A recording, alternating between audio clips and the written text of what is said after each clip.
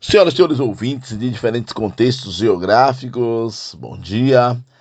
O Brasil é um país predominantemente rodoviário. O meio de transporte mais usado no Brasil, transporte coletivo, né? Ainda é o rodoviário. São várias viagens de ônibus nesse gigantesco Brasil. Bom, o que é um erro do passado, não é? Porque o Brasil, a malha ferroviária do Brasil foi aos poucos sendo sucateada. Então houve um erro terrível que se cometeu, porque um país tão grande como o Brasil deveria valorizar, ampliar sua malha ferroviária, modernizar, e essa malha ferroviária deveria ser para cargas e também transporte de massa, transporte de pessoas. É, não é isso que acontece. Um exemplo claro é o caso de Salvador, uma importante cidade do Brasil, uma das grandes cidades desse país. Salvador não tem uma conexão ferroviária.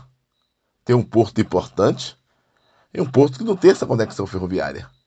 O trem que passa em Cruz das Almas, São Félix, Cachoeira, Conceição da Feira, Santa Amaro, segue para Candeias.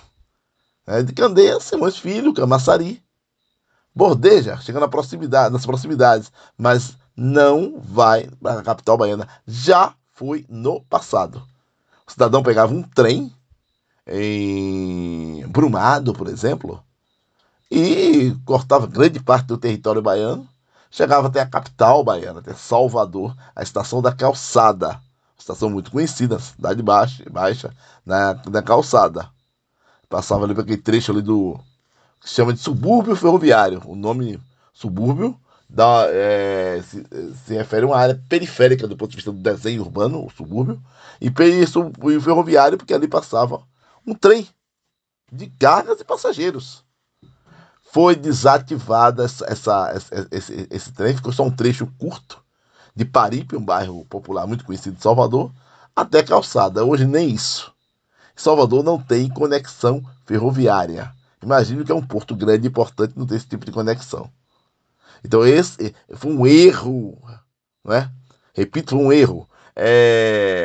E com o que é que aconteceu? Há poucos trechos no Brasil que você tem o uso do trem. Um deles liga Vitória, capital do Espírito Santo, a Belo Horizonte, capital de Minas Gerais. É importante lembrar que o estado de Minas Gerais não tem saída para o mar, porque uma parte é sul da Bahia, outra parte é Espírito Santo, então boa parte do que é produzido em Minas é transportado por trem e pelo porto também ali de Vitória do Espírito Santo. Agora, o Brasil, o Brasil optou pelo rodoviarismo, é o que predomina. Por quê? Porque é importante destacar que o transporte hidroviário no Brasil também é muito tímido. Ele é necessário e mais expressivo na região amazônica.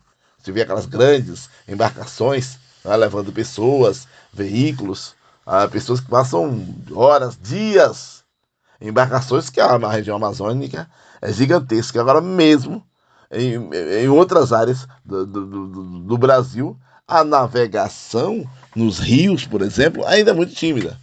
O Brasil recebe grandes navios em portos importantes, né? Como o Porto de Santos, em São Paulo, né? Porto Paranaguá, lá no Paraná, o Porto de Salvador, o Porto de Suape, lá em Recife, Pecém, lá em Fortaleza, recebe grandes navios. Mas a navegação fluvial, a navegação de rio, em várias regiões do Brasil ainda é muito tímida. Um dos motivos para isso também é processo de desmatamento em algumas áreas, alguns rios ficaram assoreados, mas o que acontece mesmo, aconteceu muito ao longo do tempo, foi a não prioridade desse tipo de transporte. E você vê um exemplo claro que se tem aqui no Recôncavo Baiano. As pessoas chegavam em Cachoeira, cidade importante, cidade histórica do Recôncavo Baiano, ou em São Félix, essas pessoas, nas décadas de 40, 50, até a década de 60 por aí, essas pessoas poderiam escolher se queriam acessar, chegar na capital baiana de navio, era em torno de 6 horas de viagem, era a viagem, durava em torno disso aí, ou se queria chegar em Salvador de trem ou de transporte rodoviário. Então, o que é que tem na atualidade? O transporte ferroviário não existe mais, agora é só carga, e foi interceptada a conexão ferroviária com Salvador. O transporte fluvio-marítimo, que eram os navios que pegavam passageiros e cargas em Cachoeira, não existe mais. E houve o predomínio do rodoviarismo. O resultado disso, estradas congestionadas, muita concentração de carros, mais acidentes, mais problemas, mais consumo de combustíveis fósseis e a necessidade, claro, de disciplinar esse trânsito altamente movimentado. Aí algumas pessoas acabam questionando os radares. A indústria de multa tem que pagar, tem que passar com cuidado, senão é um radar em cima do outro. Senhoras, senhores, se com os radares vocês já veem os absurdos de imprudência nas estradas, imagine sem eles. Dá um exemplo aqui, de um trecho aqui, de um itinerário para análise. Você sai da cidade de Governador Mangabeira, no Recôncavo Baiano, e você vai em direção a Santo Antônio de Jesus. Primeiro, você encontra em Governador Mangabeira um radar em frente a um posto que tem Governador Mangabeira, que é o posto Capivari, ali tem um radar. Aquela área ali aconteciam muitos acidentes fatais com morte. Depois do radar de 40, esse problema caiu muito. Pode ter um sinistro, outro, mas não tem comparação. Ou seja, aquele radar de 40, que muita gente não gosta, que é chato, que diminui a velocidade, ele evita sinistros fatais, mortes fatais.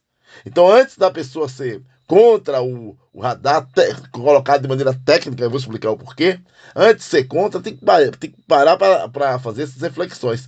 Há um acidente grave pode acontecer com um familiar seu, se não tiver um radar. Você sai de Governador Mangabeira, você dali do Colégio SEAG, que é o Colégio Municipal do Governador Mangabeira, ou do Posto Mangabeira, você vai em direção à Cruz das Almas. Você desce, tem uma borda assim, de depressão, uma pequena curva, você sobe.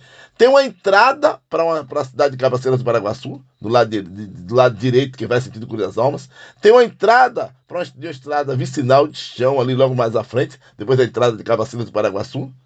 Tem casas de um lado, casas do outro, do lado esquerdo. Tem várias casas de vende peças de carro, oficinas. Do lado esquerdo, um posto de combustível. Do lado do posto de combustível tem uma pousada, restaurantes. Então, quer dizer, e para chegar nessa área, aí você sobe depois de uma ladeira, sobe uma pequena clive depois de uma ladeira. Logo mais à frente, um declive. Você desce uma ladeira e segue. Então você tem um conjunto de justificativa técnica para ter aquele radar ali. Que as pessoas passavam em alta velocidade. Em uma área com tantas entradas, com tanto movimento, as pessoas empurravam o pé. E seguindo a 101, você chega ali, por exemplo, à entrada de São José, que é uma localidade que está na área territorial de Muritiba.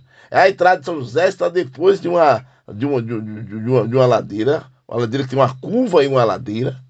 O outro ponto, vindo no sentido Cruz das Almas, Governador Mangabeira, também é depois de uma curva, depois tem a entrada de São José. É uma área de cruzamento que ali acessa alguns bairros de Cruz das Almas. E São José é uma localidade que tem muitos moradores, inclusive tem uma feira distrital dominical consolidada, movimentada aos domingos. Então, ao colocar um radar ali, se evita vários acidentes que já aconteceram ali. Na entrada de São José já aconteceram acidentes graves. Então, é um radar que se justifica tranquilamente. Ali o radar ali agora é de 50. Então, se justifica tecnicamente a colocação daquele radar ali. Então, as pessoas às vezes param para reclamar, mas tem que fazer uma reflexão de que com essa pouca diversificação dos modais de transporte e a concentração nas rodovias. Isso tudo aliado à imprudência de alguns, isso tudo aí cria um cenário que justifica a instalação de radares em diferentes pontos da rodovia BR-101. Saúde e paz, até a próxima.